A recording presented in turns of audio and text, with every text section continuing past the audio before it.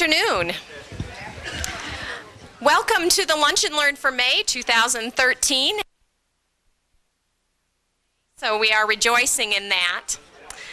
The history of this program is that my son Nicholas Burrington started working at the bank about a year ago in January, and his boss really wanted to climb Mount Kilimanjaro. That was one of his life goals. And Nicholas, who is not here today, he's working at the bank. You can go see him over there and tease him. He actually made a lot of the arrangements, and Chuck Tews was invited to go along with. And really, this is the trip of a lifetime. It most certainly is.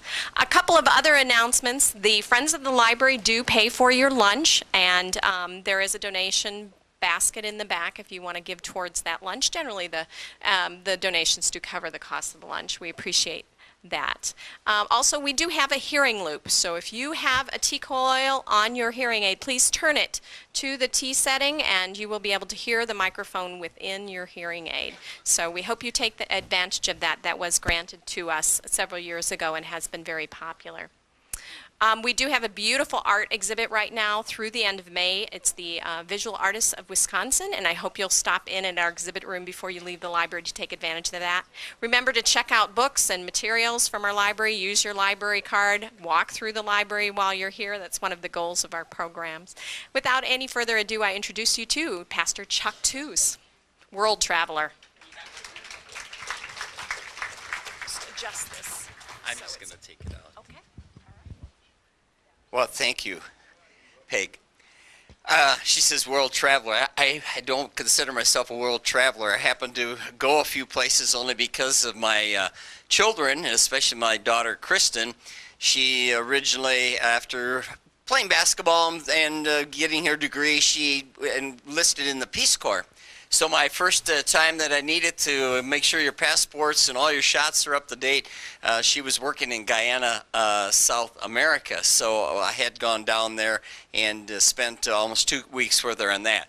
But then they took a move to South Africa, and they had just returned last year, but they had served over there as missionaries for young adults for global missions, and they had spent 5 years there. And so I made 2 other trips to South Africa.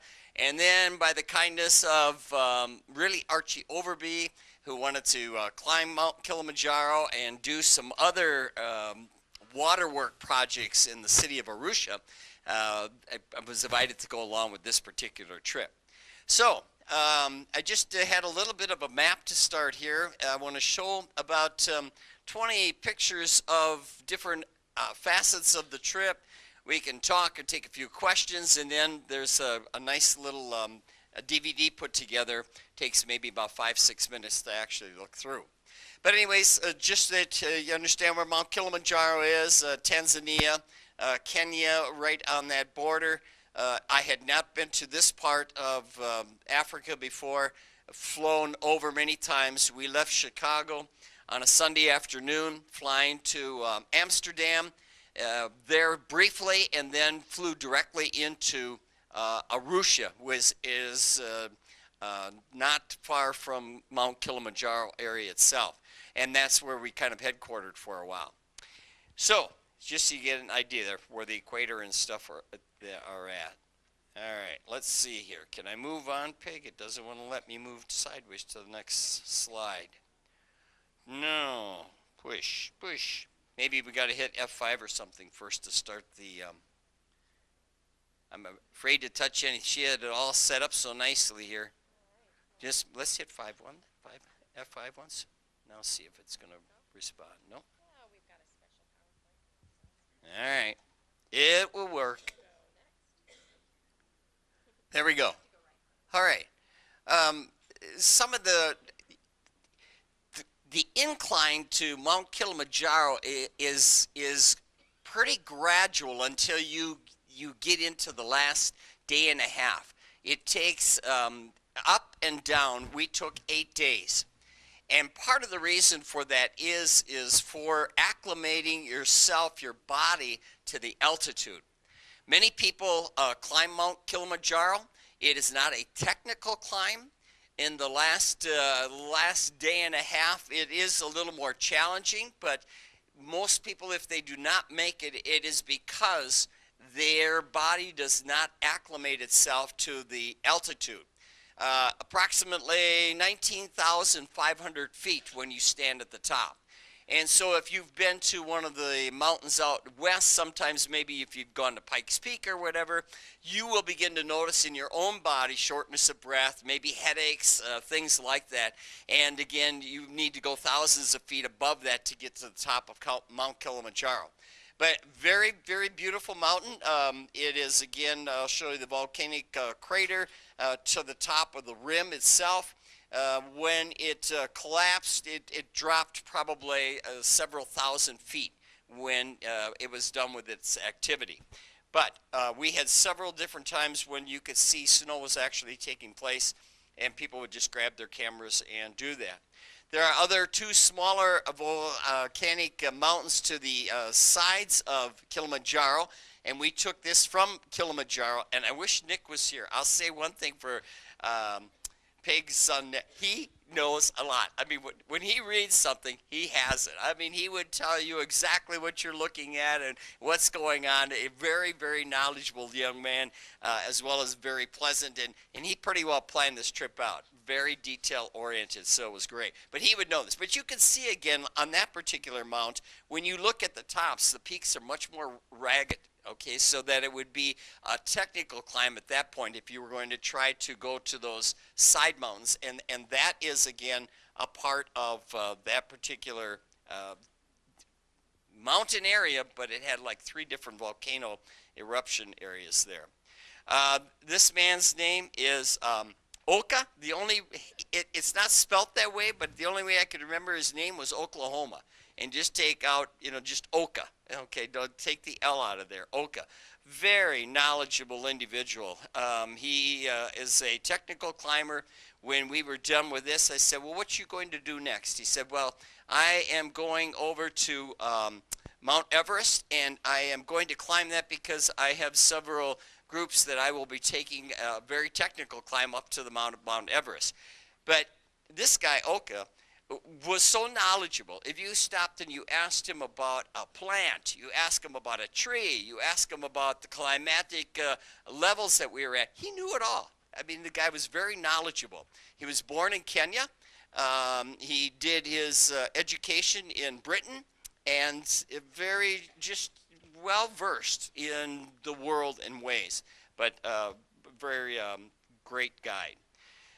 Here are just some of the individuals, and as you see, I don't know what day this would be on, but I always liked Archie's, I should have a pointer here, Alan, his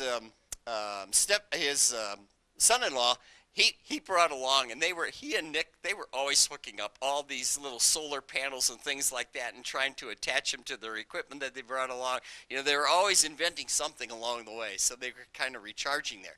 But as you see, as you're climbing Kilimanjaro, I'm guessing the distance from when you start to you get to the top is about, I want to say, maybe not quite 45 miles. So imagine that you're taking those days and you're on a gradual climb. You're going through, I think it's 7 different climatic zone changes, okay? So you start out that it's going to be very, very warm. You'd be in shorts, and you're going through areas, and you move up the mountain, and every day you just keep getting higher and higher and higher and higher. And again, it's doing that begins to acclimate your body that you're going to be able to make the climb. Every day, the foods that you would eat, they would make sure how many liters of water have you had today. When you would get up in the morning, they would make sure that you're getting the right carbohydrates and things like that is going to just prepare your body to do this. And I always said, I felt full even before I would eat. No, you need to eat, because what you're eating now is what's going to sustain your body tonight or tomorrow morning. And you run into troubles if you just would say, no, I'm not hungry, I'll just keep going along there. But anyways, interesting, nice picture of the mountain in the backdrop there.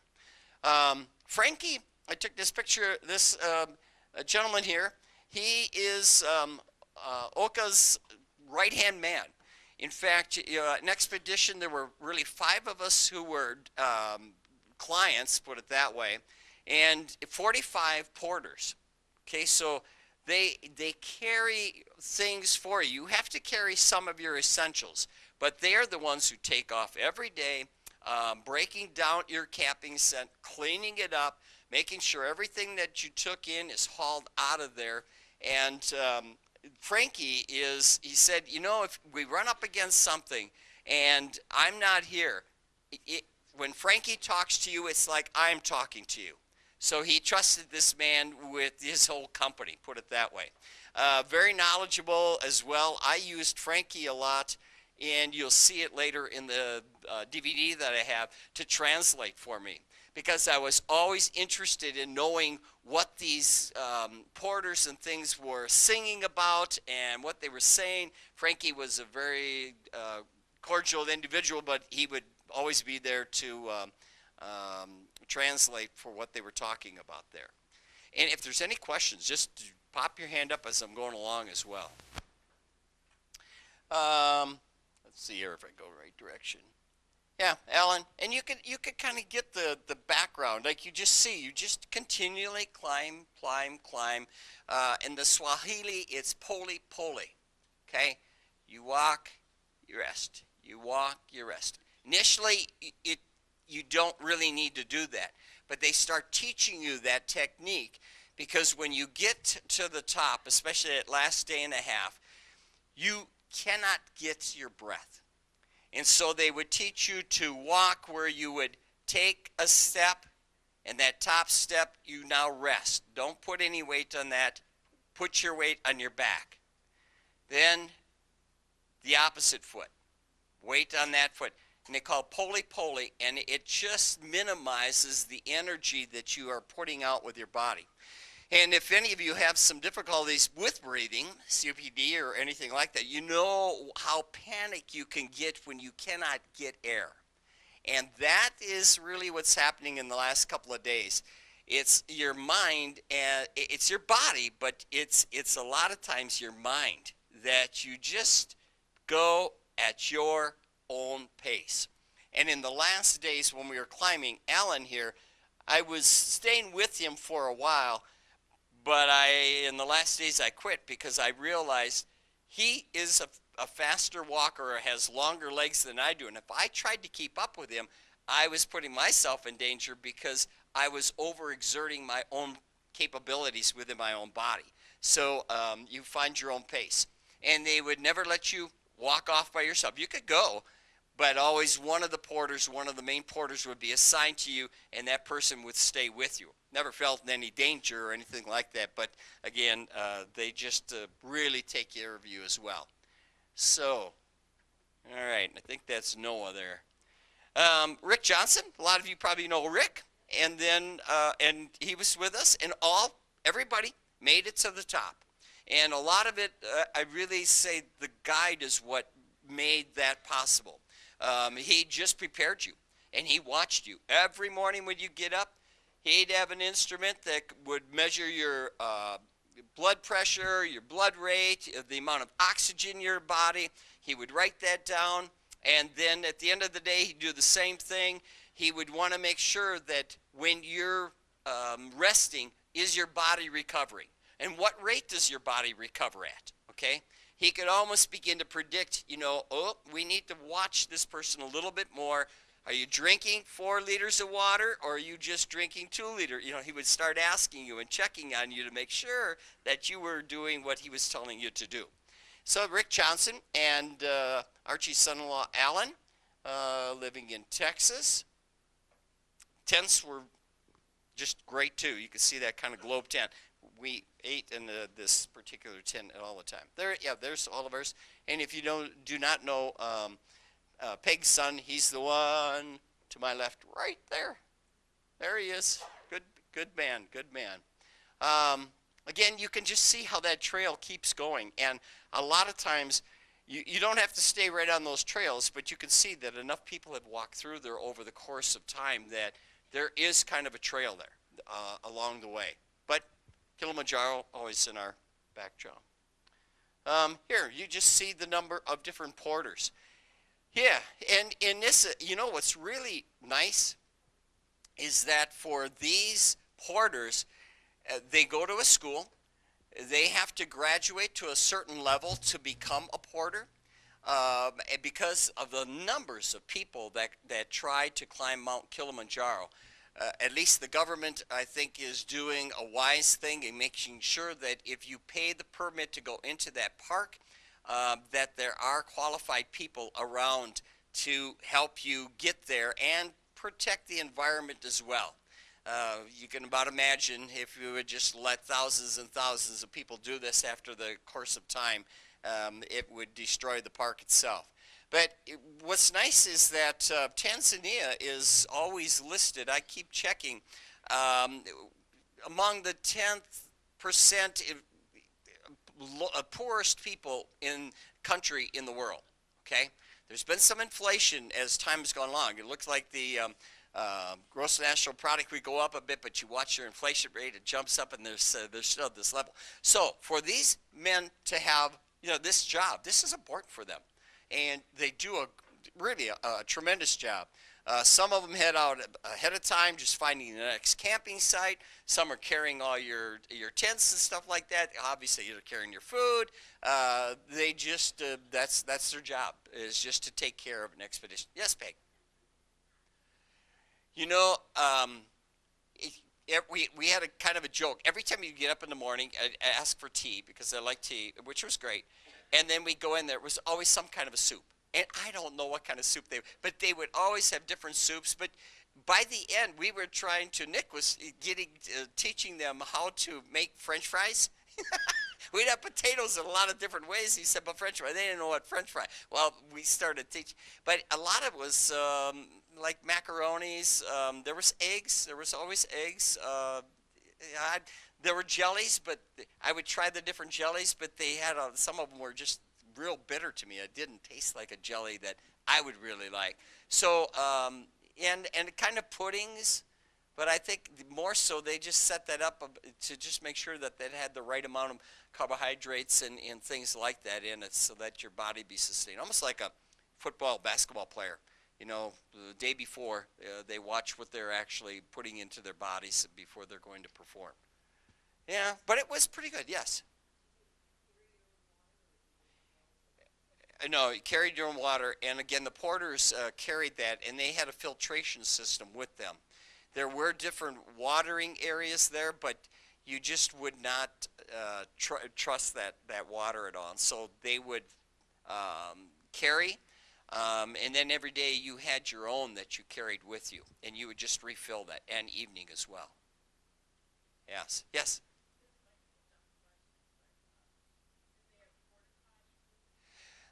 We had two for ourselves. Now, along the way, there are stations where there are bathrooms.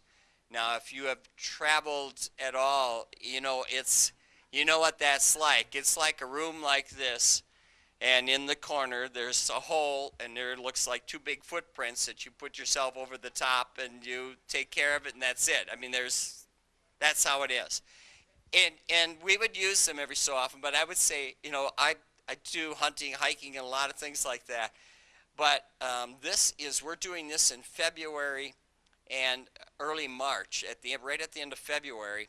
It's right after what they call their short rain season, from like November to January. Then you have a little window. And after that, most of the guides will not take anybody after March because then they get into their heavy rain systems.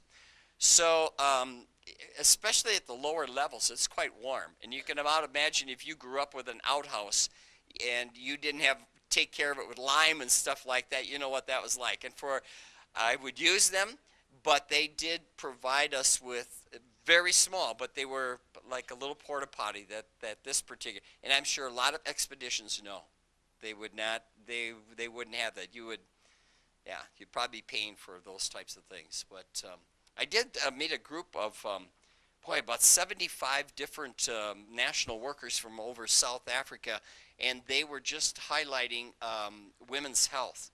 And I didn't notice any potties with them, and I'm thinking, that's pretty good for all those folks to come across from different countries and things, and knowing the positions that most of these held in their governments that they're using those outhouses. And I go, yeah, but whatever.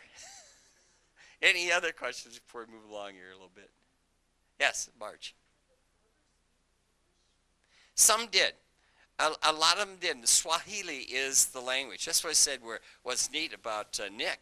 Nick just started, walking with these guys and keep talking to them. And he, how do you say this? And pretty soon he could always have some phrases that he could speak to them. But that's where I used Frankie a lot. Oka is the same thing. There were probably 6, 7 main guides with us who spoke English and Swahili and probably many different languages. It's another interesting program. We always talk about, I'll just look at my age group. I say we had to be one of the most illiterate generations to come along. Our grandparents knew several languages. Our little kids know several languages. What happened to us in the middle here? We just think English is the only language out there. But most of these guys would know the different dialects too. So you'd have Swahili. Because I know in South Africa when we were there were 11 different dialects. Okay? So, and most of the folks understood the different dialects that were being spoken there. So you had some very knowledgeable people. That was not an issue. Any other question? That's the national flag. You'll see a little bit more about this, but as we were descending the last day, a pretty significant snowstorm hit the area. And again, that's what I said, when you pack, it's difficult because you need to have stuff that's down to shorts, and very warm, you better have your best clothing with you as well. And I think of some of these explorers, who did these climbs initially with, wool maybe is the best they had, and they survived in those type of things. But again, we were coming down, and these guys were kind of goofing off at that point because they knew they were going to see home fairly soon.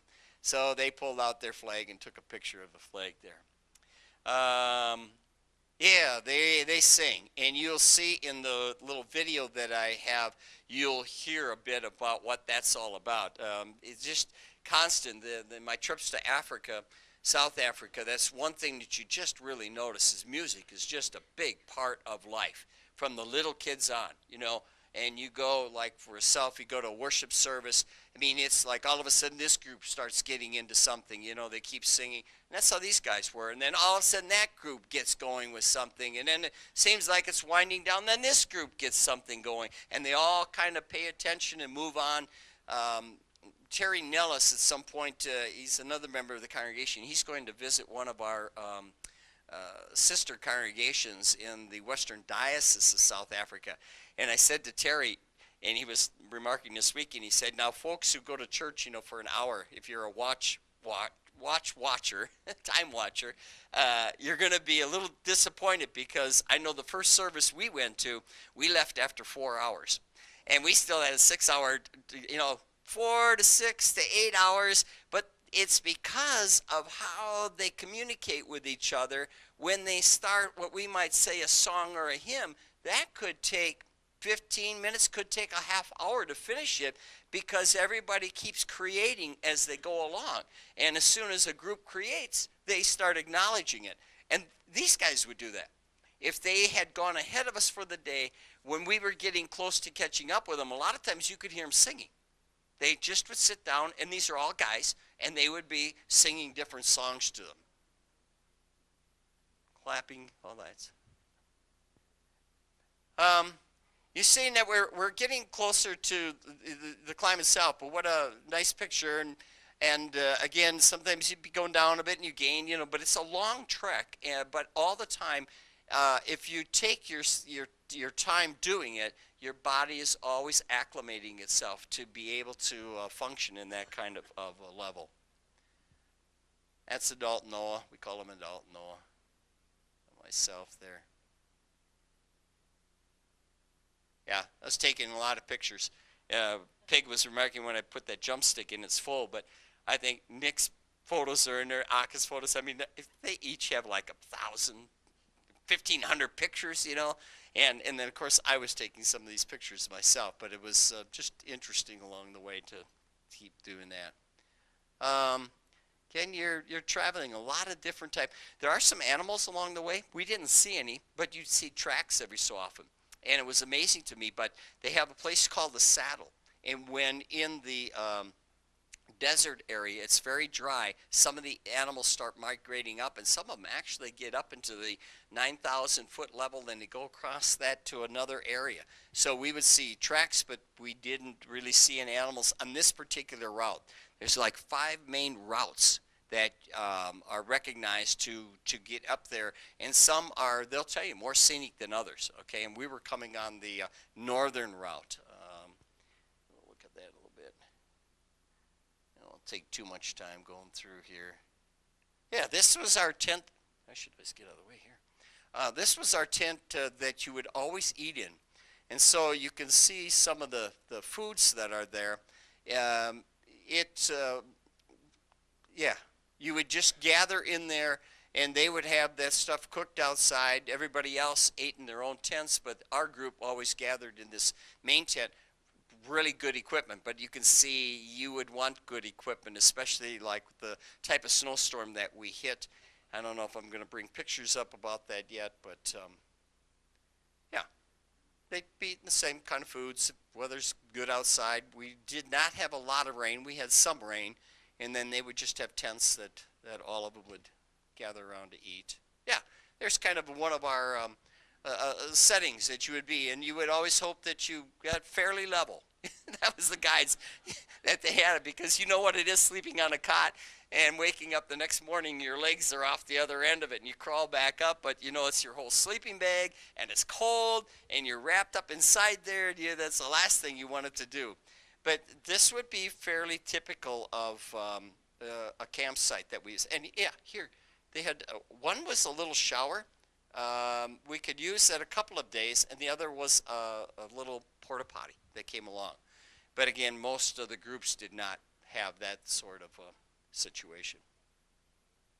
Oh, this was a great picture of Alum. I said, we got up one morning, and it was very early, as you can see, and I said, we've got to get somebody to take a picture. The sky was just brilliant as the sun was trying to break through, and the clouds were rolling. In fact, this turned out really nice, but there was a setting probably about 10 minutes before this. It just was fantastic. I mean, you just stood there and looked at it, and you go, whoa. And we're kind of sitting on the edge. It dropped off maybe several thousand feet off the edge of this, and you saw all these clouds and the different probably temperatures that are coming up from the bottom, and it just created just a beautiful picture setting that morning. So that was nice. And you can see it looks like you're not gaining with your steps, but you are gaining. Every time you take a step, you know that you're gaining altitude. And you just poly-poly, like I said, slowly, slowly. Yeah, and and you're not into the mountain stuff yet, but you can see. You just got to pay attention, and they would watch you. If you had, nobody really had difficulties in terms of collapsing because of breathing or stuff like that. But this is why many people do not make to the top of Kilimanjaro, because their bodies are not prepared for that. They get the altitude sickness. And it's very dangerous. If you ever watch every so often, Pig? You can. Yes. In fact, I know there's a group going out to Colorado this year, and they've been asking me, and I said, you just need to check with your doctor, because there are some that you can take. Now, they say they work, but some people say, no, I don't believe they really work. But I did. I don't know if everybody did, but I took some, and you take them about 3 weeks prior to the climb itself. Was I going to say something?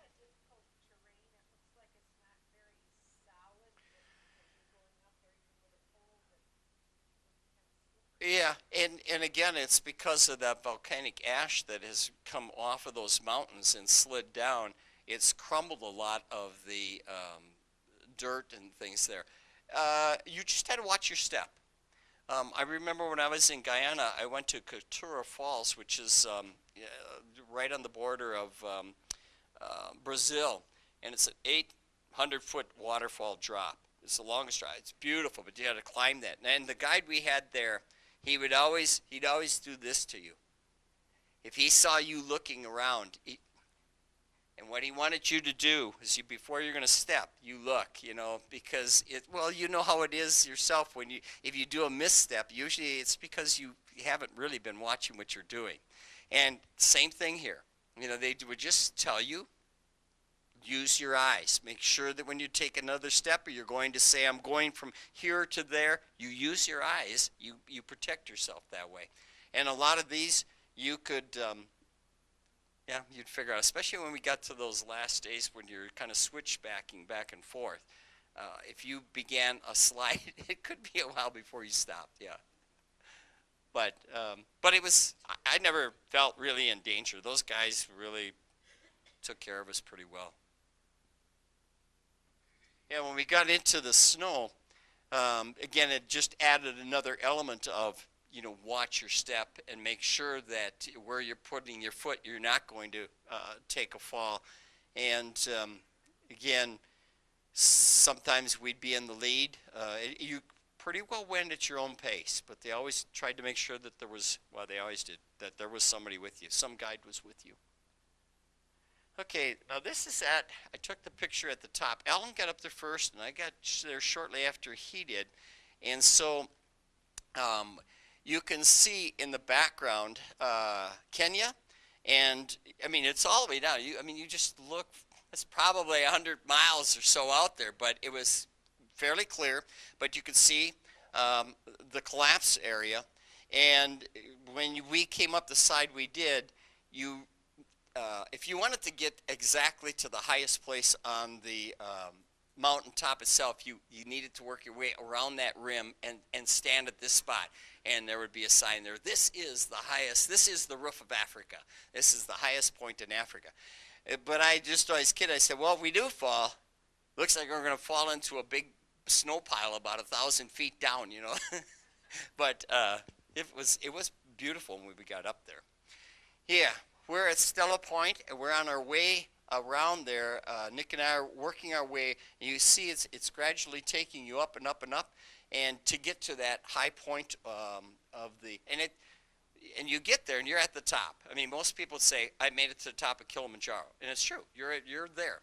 But if in your own mind you go, I'm going to get that extra 150 feet or whatever, I'm going to go around. But it takes you about 2 hours to get halfway around that rim, so it's like, and then 2 hours back. So you really got to think about this, because when we left that last day, we were camped, our base camp the last day was 15,500 feet, and we leave then at 2 o'clock in the morning.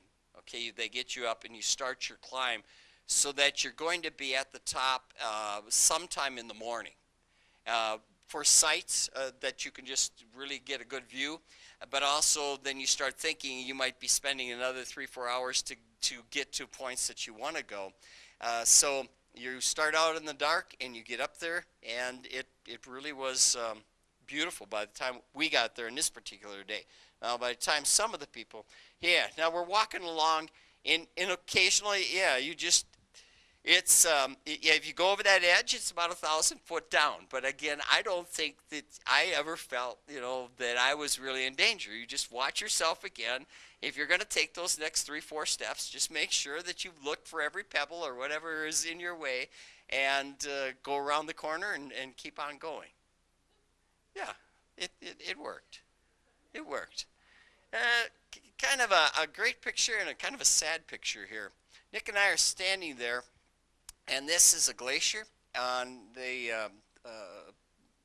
other side of the mountain part. And Oka was telling us that over the 15 years that he has been climbing, helping groups to Kilimanjaro, the glacier keeps retreating. His thought is that it's going to probably take about another 5 to 7 years, and that glacier will be gone. Yeah, and then we started talking about all the different things that have been happening, and he was kind of interesting. He said, you know, the glacier has been receding for really hundreds of years, if not 1,000 years. That it's a part of what happens after volcanoes and things like that erupt. And but you know, you can begin to appreciate, you know, how great that must have looked at uh, 2,000 years ago, that sort of thing, or and what that must have looked like. But also when that's retreating, that's what's starting to make those pebbles so grinding that rock up all the time. You know, as it moves and retreats, it's constantly like sandpaper working on that rock, working on that stuff. So, and here we are. We're at Uhuru Peak, and Africa's, it says right on this, Africa's highest point. So if that's what you wanted to get, you had to walk all the way around the edge of that crater and get to this particular point. And then you see again, a lot of people like to leave something there. And again, the government wouldn't be too happy with anybody who left anything there, but some folks do that. So we're standing there. That was Archie and myself and Alan, and Gilman's Point is where we came up to that level. Then we start the descent back down. And it was pretty good, yeah, but we ran into a tremendous snowfall that night. But some beautiful pictures. This was our base camp area. Now, when the Germans were in the area, they did a lot of great things. They helped put some of the infrastructure there for Tanzania, railroads and things like that. And the Germans also built some of these huts. These huts are not for hikers. They're for the guides. They are kind of emergency type of shelters, and you're not permitted to go into them, okay? And they are. Or if they order the group in there, you can go. So the Germans did a lot of great things like this. The problem with the German government at the time, they taxed the people so hard. Britain took over after that, much more democratic. Life got a lot better for Tanzania after the Germans had left, but again, they're still very, very poor. But this was the base that we were at, and this is Ella and I coming down there. Well,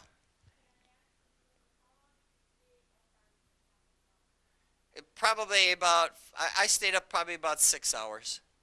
And part of that was because some of the group was, they all come at your own pace. And Alan, like I said, he was up there really quick. And then I got there and I said, well, I'm either going to sit here on this rock for the next 2 hours, or I'm going to take off on a hike and come back and go to the other side. So that took 4 hours to do that. So probably about 6 hours. And we all kind of waited for each other at that Gilman's Point, and then we all started back down again on that day. Yes? Was the route down the same as the route up?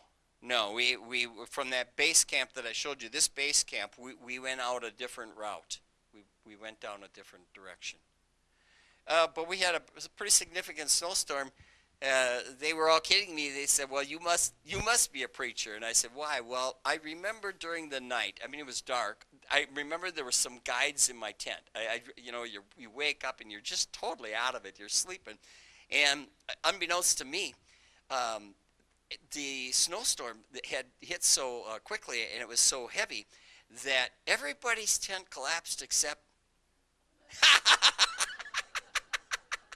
I know. I think Nick, I wish he was here. He would tell the story. You know, he was so tired, and he was on his cot, and all of a sudden his tent comes down, and he goes, I think I'm alive, but I don't think I want to move. You know, he says, I'm inside there. We'll just wait later out. But a couple of them got up, crawled into the Oka's tent, and said something to them. Well, they get up, and they're taking care of others. Well, all their tents collapsed as well. Mine was the only one that didn't collapse. But it was quite a snowstorm that hit that day. And this is one of the things why a lot of the guides, after a while, will not really take people, because the chances of bad weather, whether it's rain or these types of storms, are greatly increased. You know, and you got the lives of a lot of people that you're trying to take care of there.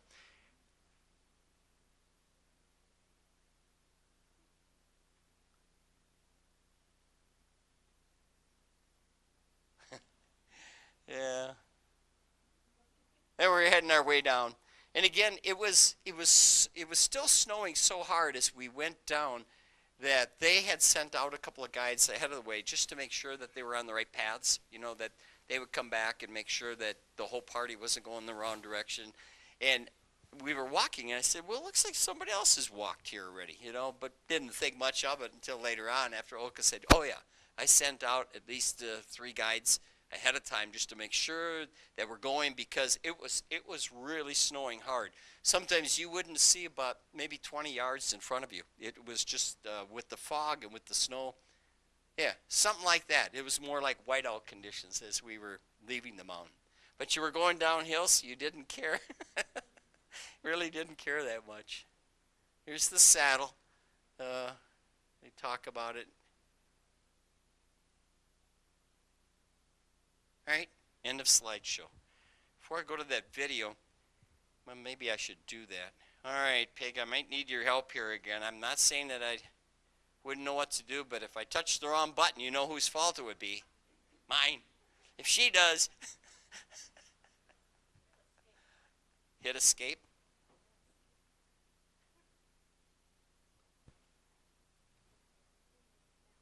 Or just knock it out too.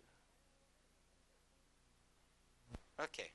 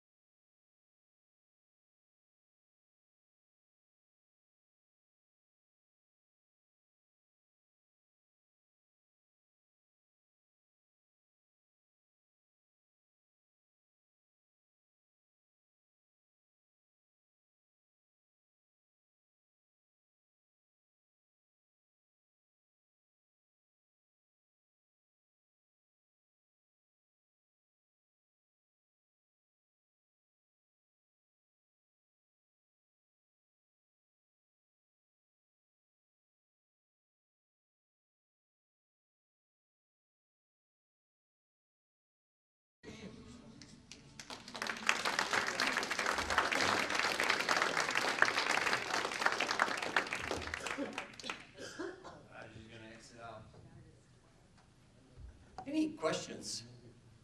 Yes? How would you handle an emergency if you had one? There were several, the Germans again, thank them, they put a couple of helicopter pads out along the way. And I'm sure the government, because of the numbers of people now, that's what they would do. They would carry you to a certain spot, and they could have helicopters come up and get you. Again, these guys are well trained. Okay. What kind of training did you do ahead of time to be in shape? I walked a lot. I live over in the King area, and so pretty well every day I'd make sure that I walked 3 miles, but time I go around the Veterans Home and then up and down the cemetery hill there. I found that the best for me, just to get your legs acclimated to going up and down rather than just traveling, and to get your thighs and your calves used to that. Yes? Now, I know your group was all men, but you quite a few women who was all Yeah, that group that I saw that were raising the health of women and children, a lot of women were in that group. But yeah, in other groups that we saw, there were quite a few women. Quite a few women. This one were just guys. So, yes? How was it traveling in the dark? And did you use headlamps or? Yeah, you just a headlamp that's sitting on your, like a lot of hunters or even hikers here might have, and you turn that on and you'd walk. But you always had a porter with you. And these porters have been through that. You know, they're really trained. That's their profession. They are a porter. They're professional. And they're very proud of that, too. They're very proud of that. They have a job. So, yeah, you use your headlamps. Yes? With that shower there, how do you have enough water for anybody to take a shower? You do it very quickly. You know, and you've probably been in situations like that, too. After probably, I think I had 2 showers, but we knew that when we were going down to the base again, that there would be showers there. And to tell you the truth, even when it was cold enough out there, you didn't even try to shower. I mean, you just were trying to stay warm. You kept on your heavy equipment. Yes? When are they going again? I don't know. I don't know. My wife, I always say that if we go one route, she gets mad at me, I'd come back a different route, even if it's a little longer, because I want to see something different and something new. So a lot of times I do not go back to the same spots I've been to before. But I would do the Serengeti. I mean, I listen to people coming off the Serengeti, and they stay in the roof ship, and they watch at the time when we were there, the wildebeest were moving. And I talked to one group, and you hire somebody, and they take you out there in the Masa lands, and that's where the tanzanite is found as well. You know, that's the only place in the world, if you have a tanzanite ring. Anybody have a tanzanite ring on? All right? No? We have one. It's the only spot in the world from that volcano, okay? That's the only place you're going to find tanzanite. But anyways, they would come back, and they said it was one of the greatest things, and I'd love to see that too, you know. Hundreds of thousands of wildebeest were doing their migration. Just all the big game animals were out there, lions and giraffes, and everything was out there. I would do that. I'd go back and do that. Yeah. And that, a lot of folks, maybe anybody been to the Serengeti? Yeah. So is that what you did then? I wasn't there when the wildebeest were migrating, but I was there, and like you say, it was mating season for the lions, so they put on a show. Good show, yeah. And in more ways than one, we came upon a female lion had just killed a zebra. And she was sitting there, you know, her muzzle all full. Yeah. And the other one was feeding. Yeah. I mean, it's the circle of life, and there's the buzzards up in the trees, and there's the hyenas, and you'd love the Serengeti. Serengeti would be great. It's Tanzania. If you go to Tanzania, it's a malaria area. So if you give blood, I just start giving blood again. You have to stay off a year because of the chance, even though you take your shots. But that's the other thing there. There are mosquitoes. You know, I think we call them no-see-ums. You know, I mean, their mosquitoes are tiny, and you get bitten. But as soon as you step out in that area, you're exposed, so that you just have to watch your health really in the next year. Sure, nothing goofy shows up, but you don't get blood and that sort of thing either. Take it. Well, thank you.